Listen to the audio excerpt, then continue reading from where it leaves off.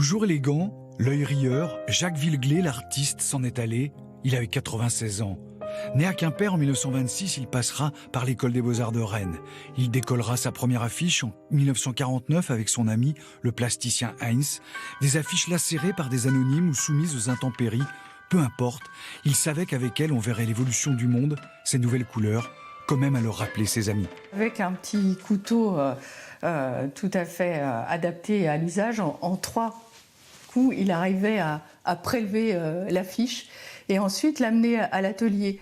Et on a l'impression, comme ce qui se passait avec Raymond Hince, que tout dans la rue lui faisait un clin d'œil, lui faisait signe, de manière à ce qu'il transforme ce signe en œuvre ou en histoire.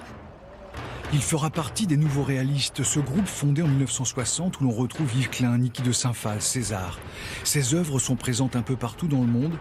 Il est le seul artiste français à avoir une exposition permanente au MoMA, le musée d'art moderne de New York. C'est un grand artiste parce que d'abord il a inventé des procédures, des formes, et que ces formes ont marqué.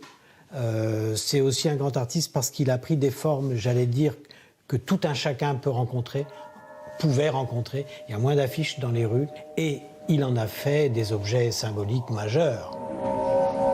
Celui qui a aussi inventé un alphabet sociopolitique inspiré de la rue était un passeur intergénérationnel. Considéré comme le grand-père de l'art urbain par les street artistes, il a fait entrer la rue dans les musées. Et si aujourd'hui il a décollé, ses œuvres resteront et vous pourrez les admirer cet été à Saint-Malo à partir du 9 juillet à la chapelle Saint-Sauveur.